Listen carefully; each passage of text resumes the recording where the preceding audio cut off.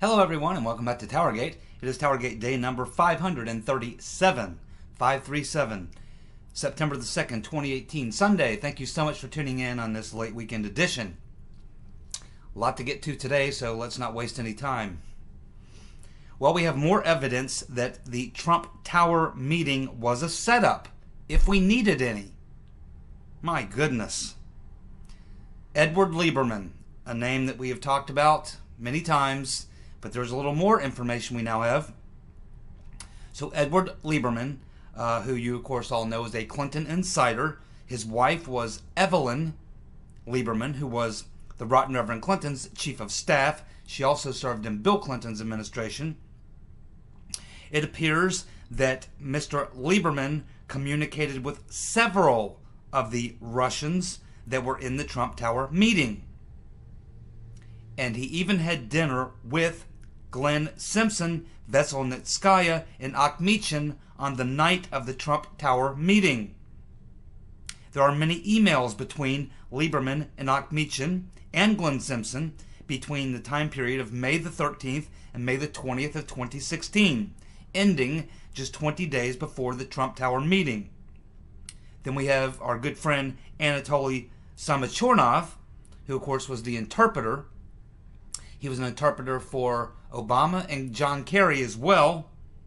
So Mr. Samachornov, who was also present at two of these meetings where Lieberman, Veselnitskaya, and Akhmechan were present. He says that they were working on the Magnitsky Act together. So it looks like this is coming from Samachornov. So we knew before that from Akhmechan and his testimony that he mentioned that he knew Lieberman and that he occasionally talked to Lieberman and that he may have gone out and had dinner with Lieberman that evening after the Trump Tower meeting. But now we know it wasn't just one meeting. It was at least three meetings where it was actually a dinner involved. And Veselnitskaya, Glenn Simpson, and of course Samachornov himself and Akhmechan all present in those meetings. And Edward Lieberman obviously is a Clinton insider. So why is a Clinton insider?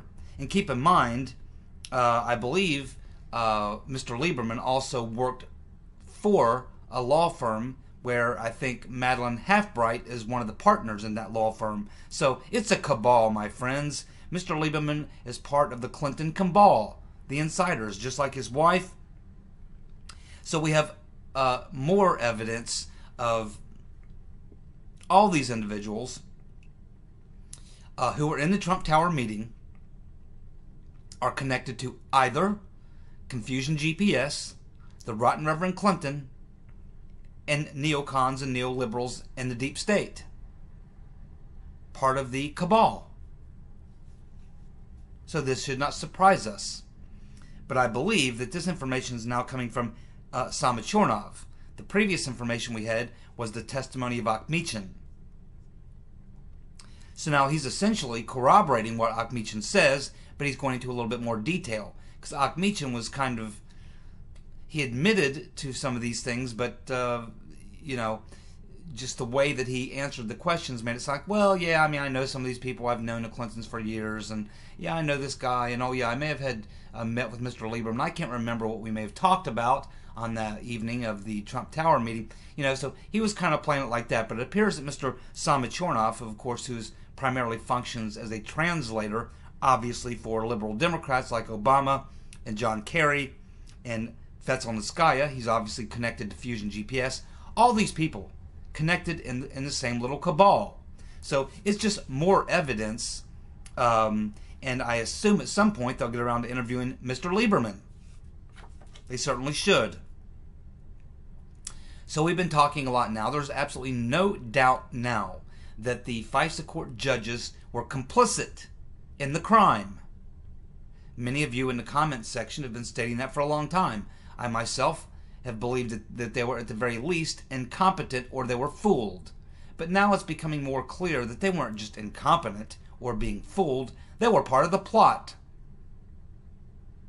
They allowed the main FISA warrant plus the other three on top of that of Carter Page, and they never ask a single damn question. despite the fact that the things that are on that application are very shady. Very shady. And it makes you wonder why. I mean, is this common procedure at the FISA court? I mean, they're not even having hearings anymore? It's bad enough that it's a one-sided event and that there's nobody there to speak on behalf of the person that they want to spy on. Now we're learning that if this is common practice, that they don't even have a hearing. This is the secret FISA court that's supposed to be so protective of our civil liberties. Something needs to be worked out here. Some questions need to be answered. Is this common practice at the FISA court? They don't even bother having hearings anymore? They just get an application and rubber stamp it? Is that why 99.7% of all FISA requests are granted? We need to end the FISA court. Period. And who's in charge of all this? Well, that would be the Chief Justice of the Supreme Court. He's the one that appoints FISA court judges. And what is he doing right now? Of course, he's a Bush appointee. He's also the guy that told us that Obamacare was legal, that it didn't violate the Commerce Act. What is Chief Justice Roberts doing? Playing golf? Pocket pool? How could you, as the Supreme Court Chief Justice, sit back and observe all of this? I mean, is he living under a rock? Does he not know what's going on in the FISA court? Did he not read Judge Collier's 99-page document explaining the massive violations? He's just letting it all go? He doesn't give a shit?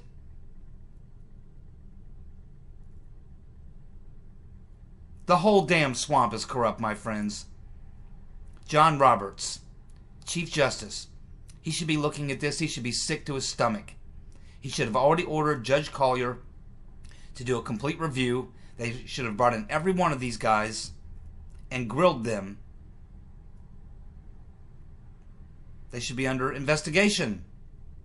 They should certainly have to answer some questions and go on the record as to what their participation was, why they had no interest in asking even one single question about spying on an American citizen. And remember, the FISA court is specifically geared to dealing with people who they believe are acting as agents of a foreign government. When you're accusing an American citizen of acting as an agent of a foreign government, you better have some awfully damn strong evidence. What did they have? There should have been a lot of questions asked. There were none. It's not incompetence. It's not carelessness. It's not just lackadaisical. It's pure corruption. Mr. Roberts, you better wake up. Hang your ass too. Newly released documents show that Papadopoulos told investigators that he did not inform anyone on the Trump campaign about Russians having thousands of the rotten Reverend Clinton emails. Oh yeah, that's exactly what we've known up to this point. That's no change. But we have about 80 emails where he's trying to set up meetings. Why would he be trying to set up meetings, sending over 80 emails to set up meetings with Russians, and then never really mention it? Well, here's how he covers his ass on this one. He's now saying that in the meeting he was in with Trump, Sessions, and other heads of Trump's foreign policy team, which I believe there are 8 or 9 people there, that was March 31st, 2016. Papadopoulos is now saying that Trump approved of Papadopoulos' suggestion of a meeting with Putin. He also says that Sessions liked the idea and said the campaign should look into it. But we know that of the 8 or 9 people that were there, there's at least 2 have gone on record to say that flat out that Sessions shot Papadopoulos down immediately. And we've never heard anything about Trump making any comment on that. So now this is Papadopoulos saying, oh yeah, Sessions said we should definitely look into that. That's probably a good idea. I'm sorry, but, as you know, I'm very upset with Sessions, and I think he should resign. Or if not resign, I think he should be fired. Unless he has a secret plan. And if he does, he better unroll it quick, because he's not going to be around very much longer if he doesn't. But despite how I feel about Sessions on those other issues, and quite honestly, Sessions has done some good work in some other areas. On the immigration thing, the illegal aliens, cracking down on MS-13, cracking down on these child sex rings and things and such, Sessions has done a pretty good job. Very good job. But there's just too many other areas where he's failing miserably, as I see it, based on the information I have. But I can honestly tell you that there's no way in the world that Jeff Sessions would have told Papadopoulos that it would be a pretty good idea to meet with Putin at that time. That is not working out at all. So I don't know what Papadopoulos, maybe he's looking at the sentencing hearing coming up, and maybe he's trying to throw Mueller a bone or throw somebody a bone to try to lessen his sentence, assuming he even gets a sentence. I don't know what's going on here, but this right here, for Papadopoulos to come out at this stage of the game and say, oh, well, actually, Sessions thought it was a pretty good idea, and Trump nodded his approval. I'm sorry. I'm just not going to buy that. Regardless of how I'm feeling about Sessions these days, there's no way Jeff Sessions would have told Papadopoulos, yeah, George, it's a really good idea. Let's go ahead and meet with Putin right now. That would be good in the middle of the campaign right now. There's just no way Jeff Sessions would have said that. No way. So I don't know what's going on with Papadopoulos. He's still a man of mystery to me. I haven't figured out exactly what's going on with that dude. Yeah, obviously they tried to set him up. I know that. But they tried to set up a lot of people. I mean, Lee Harvey Oswald was working for them, but they set him up too. Just because you're helping with the plan doesn't mean that they don't turn around and use you and set you up as well. I don't think that gives him a clear path out of this thing. Still a lot to know about Papadopoulos. There's a lot of things we have yet to learn here. We're learning a lot. We know a lot more than we have in the past year. In the last few weeks, it's been an avalanche of incredible information coming out. But there's so much. This is such a big, massive conspiracy. And there's so much about all of these players that, it's just hard to know what to believe. And especially with Papadopoulos, there's way too much stuff going on with Papadopoulos that does not add up. Does not add up. And this latest statement is just, that's not working for me at all. Despite the fact that I'm no big fan of Sessions these days, that is not going to work. Sessions would not have said, yeah, George, let's go ahead and set those meetings up with Putin. It's just, that's not going to work. Okay? Jeff Carlson, doing incredible work, now writing for the Epoch Times. Here's another name, and you're going to like this. There's some stuff here. There's some meat on this bone. So we've been talking about this guy, Michael Guetta, and he comes up from time to time. He's another one of these guys, just like Bill Priestap, that seems to be hovering in the background, carries a very important position, would have known about all this going on, would have been deeply involved in it, but manages to stay sort of in the backdrop. Now we know that he just recently resigned. So Michael Guetta, so just kind of a refresher and some new information as well. So Michael Guetta was head of the FBI National Security Branch, the FBI NSB, which was one of the groups that was part of John Brennan, Mr. Potato Head, part of Mr. Potato Head's 6-agency task force. Michael Guetta, head of the FBI National Security Branch, was one of the agencies, one of the divisions of the FBI that was part of that 6-agency task force. And what do they specialize in at the FBI NSB? Counter-espionage. Guetta was heading up the Eurasian Organized Crime Unit, stationed in Rome, Italy. The same place where Steele met 2 times with the FBI, and in fact Mr. Guetta himself. And he met with Mr. Guetta 1 time in London, after getting permission from Victoria F. the EU Newland. It's also where Link University is, where they train all those spies, where Papadopoulos made a visit, where Mr. Misfid and other people in British and other Western intelligence agencies hung out. A lot of things around Rome, Italy in the summer of 2016. A lot of things going on there. A lot of people involved in this plot that were in and around Link University in Rome, Italy. So Guetta was working with Steele on the FIFA soccer scandal back in 2010. That's obviously when they became friends. So it was Guetta that Steele met with in Rome in July, and then again in September in Rome, Italy, and they also met again one time in London. Guetta's boss at the time of the FIFA scandal was, get back, Loretta Lynch. She was Guetta's boss at the time of the FIFA scandal. She was the U.S. Attorney for the Eastern District of New York.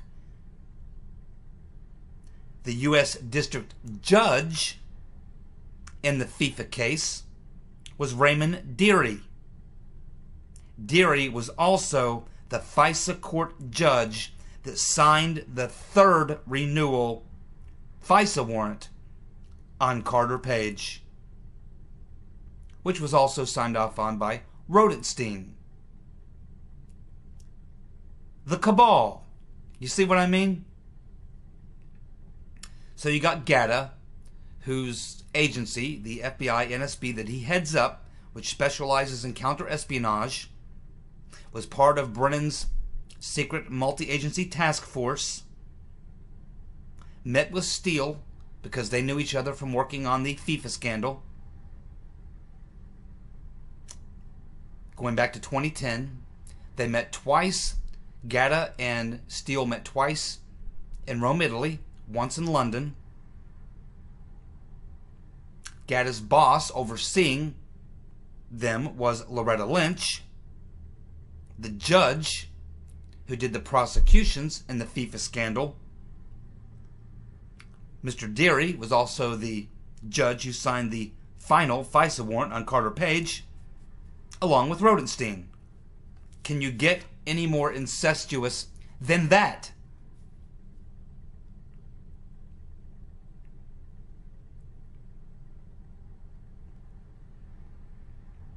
Who else was on this Eurasian squad, do you think? Well, we know who the supervisory agent of the Eurasian squad was between 2003 and 2006. His name was Andy McCabe. Andy McCabe was head of the Eurasian Special Squad, Corruption Squad, from 2003 to 2006. So here we have Guetta, Steele, this judge who signed off on the FISA warrant, Loretta Lynch, and Andy McCabe.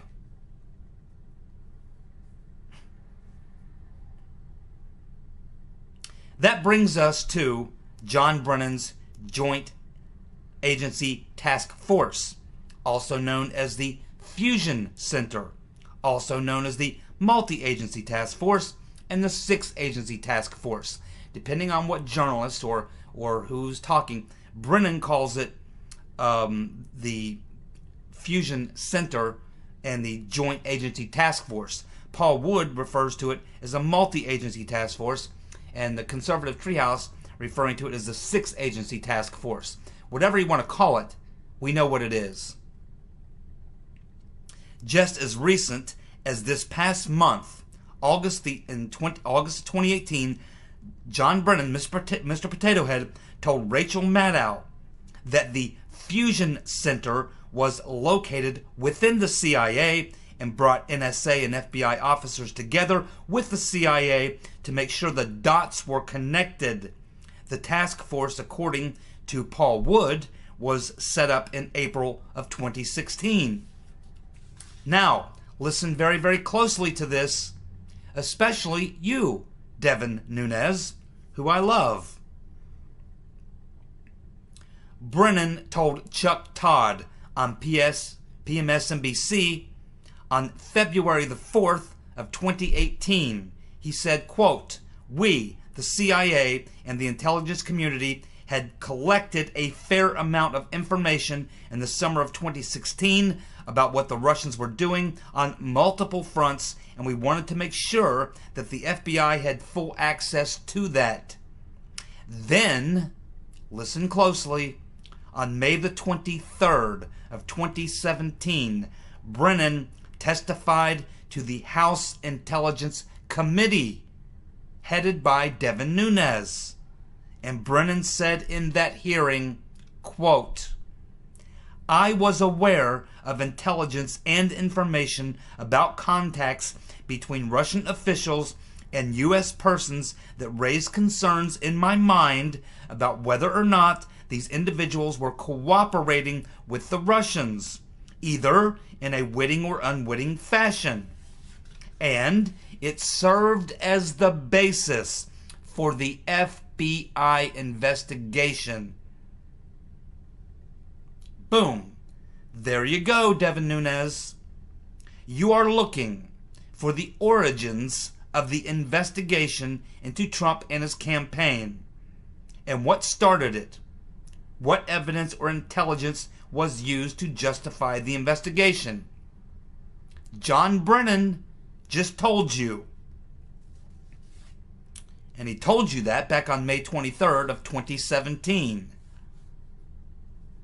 So you want to know, Devon, the origin of the frame-up? Look at the secret task force set up by Brennan, and then look at the private contractors who were accessing the NSA database in the fall of 2015 via the FBI systems. This, Devon, is the key to unraveling this plot. Focus on those FISA 702 queries being conducted by private contractors in the fall of 2015 and the secret or multi-agency task force, whatever you want to call it, Fusion Center. That is the origins of the frame-up at Spygate. Now, I love Devon Nunez, and quite honestly, we haven't talked much about him in the past week and a half because he's been out of the country. He went to Eastern Europe, and then he went to London, where he was attempting to interview and talk with some people in MI5 and MI6 and other British government officials to get more information about his investigation. Specifically wanted to learn about some things about Mr. Steele and Mr. Halper and Mr. Downer. But we're learning that the MI5, MI6, British intelligence, people in the British government would not give Devon Nunez the time of day. Not one single meeting would they attend with him. Not one single question would they answer. They would not even return his calls. The British government has no interest in talking to Devon Nunez to help him understand what happened. Now, I love Devon Nunez, and I understand that he's going about things in a very methodical way. He has said several times, I'm taking this step by step. I started with this, then I went to this, now I'm here, then I'll go here, then I'll go there. He's eventually going to get to where he needs to go. We just have to be patient. But we know he keeps telling Maria Bartiromo and everyone else who will listen that he still hasn't found from Five Eyes Intelligence or anything else the reason to have started the investigation. That's absolutely correct. But John Brennan told him in these hearings back on May 23rd, 2017, that it was his special task force that got this so-called Estonian intelligence, which led him to set up the Fusion Center or the multi-agency task force. And in doing so, brought the FBI into the mix, and that was the origins of it. So he's telling you right there what the origins were, which I've been saying now for what, 6, 7, 8 months. And you can't separate that from the FISA 702 queries that were being done just prior to that, which set all that up. That is the two keys to unlocking the origins from the intelligence side and from the FBI DOJ side. Obviously, there was other things going on with the Clinton campaign, Senator Magoo, and other things going on earlier than that, with Mr. Halper, who's inviting Flynn, who's inviting Carter Page, who's even invited Josh Miller. He turned him down, inviting Papadopoulos to the London Center at Cambridge so he could set them up with Russians. You need to speak to Mr. Halper and Mr. Downer very soon. But I expect Nunez will get there. It's just a matter of time.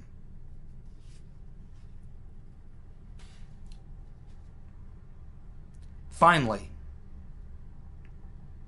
the Magoo Funeral was turned into a Trump-bashing event. There's a photo of Ivanka and Jared and of Mike Pence having to sit there and put up with all that and listen to that. Ivanka and Jared, the look on their face, you could tell they were extremely embarrassed, very hurt.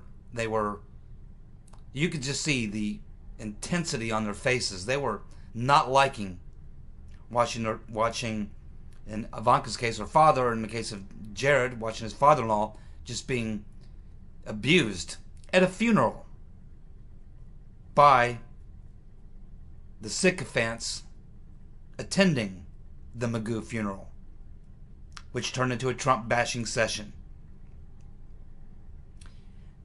That disgusting offspring of Magoo, his daughter, Miss Megan Magoo, made the following statement: "We gather here to mourn the passing of American greatness, the real thing, not cheap rhetoric from men who will never come near the sacrifice he gave so willingly. The America of John McCain has no need to be made great again, because America was always great." Bush also did some ripping, and Obama also did some ripping of Trump.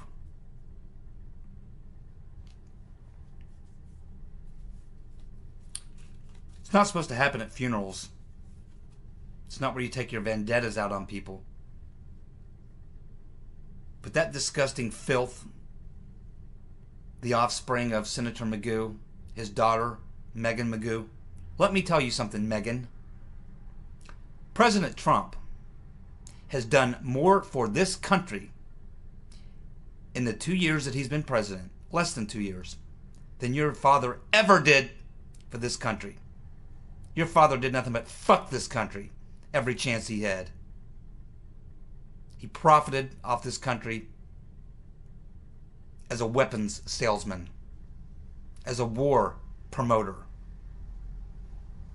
Supported every damn war that I can think of. Was over there in Syria with those terrorists, trying to get them weapons so they could kill some more civilians. Participated big time in the coup against the sitting president of his own party. Sent his right man, Mr. Kerner, into the office of Lois Lerner so that he could show her his cool technique on how to screw the Tea Party, because they didn't like him and he didn't like them either. Jumped all over our local talk show host here in Cincinnati, Bill Cunningham, when he came here for a rally in Cincinnati, because Cunningham used the phrase Barack Hussein Obama. And so McCain slammed him in his speech.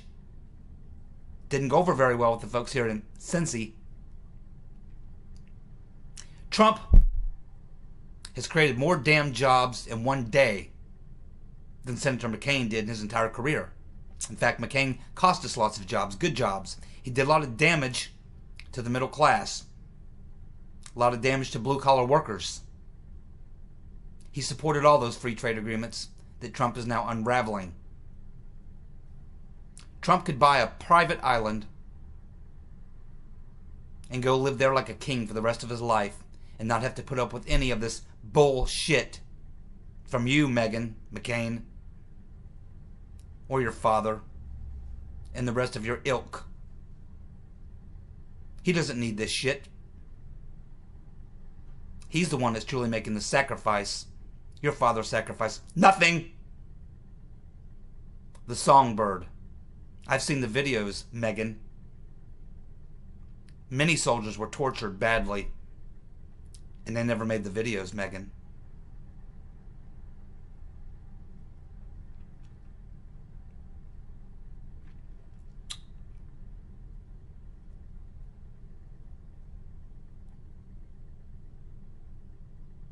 This is why we must pursue the truth. I do hope that it all comes out. It has to. And when it does,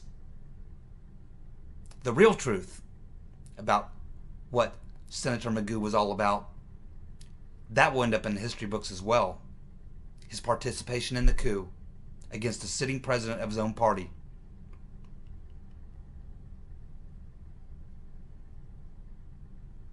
To make this guy out like he's some sort of a great hero, like he was so loved by everybody. He's the third most despised senator in the country. Republicans didn't want to come out and support him for president, even when he was running against Obama. They looked at it and said, well, Magoo, Obama, what's the difference? Trump is a far greater man than Magoo will ever be. So, Miss McNasty Magoo, you can kiss my ass. Because the truth is going to come out. And while you all may have had a good time kicking Trump around, it's your daddy's funeral. Me and a whole bunch of other people are going to expose the truth about who your daddy really was. Just about everybody knows, but we're going to make sure they know. And we're going to expose his critical role in the plot. He's going to go down in history as a fucking traitor. On more than one occasion. Little Miss McNasty Magoo. You sickening bitch. I'm getting very upset. I should end the video. Beginning to get upset. Finally, Karl Rove. The turd blossom. Excuse me. The turd blossom. Turd Blossom goes on, I think it was Fox, and is complaining because Trump wants the rotten Reverend Clinton investigated for her crimes, specifically the email crimes, the violations of the Espionage Act, and many other things. So now Karl Rove is out there saying, oh, well, he should just let that go, going after Hillary Clinton for the emails. It's a nothing burger. There's nothing there. Why is Karl Rove wanting to protect the rotten Reverend? Why is Karl Rove wanting to protect the rotten Reverend and thereby the deep state? Because she represents the deep state. Shouldn't Karl Rove want to know? Shouldn't Karl Rove be interested in what classified information was compromised when the Chinese hacked her private server? Shouldn't we get to know about the crimes that she committed, Karl? Why don't you want that to come out, Karl? Is that because the people who you serve, the people whose boots you lick, the Bushes are involved as well? Right along with the rotten Reverend Clinton? Is that the problem, Karl? When we expose the truth of the rotten Reverend, we find that her close associate, the Bush family, is involved as well, and possibly even you. Because after all, you do a lot of their dirty work for them, don't you, Karl? You too, Karl, can kiss my ass. Thank you so much for tuning in. You guys have a good night. I'll be back tomorrow with more TowerGate. See ya. Bye.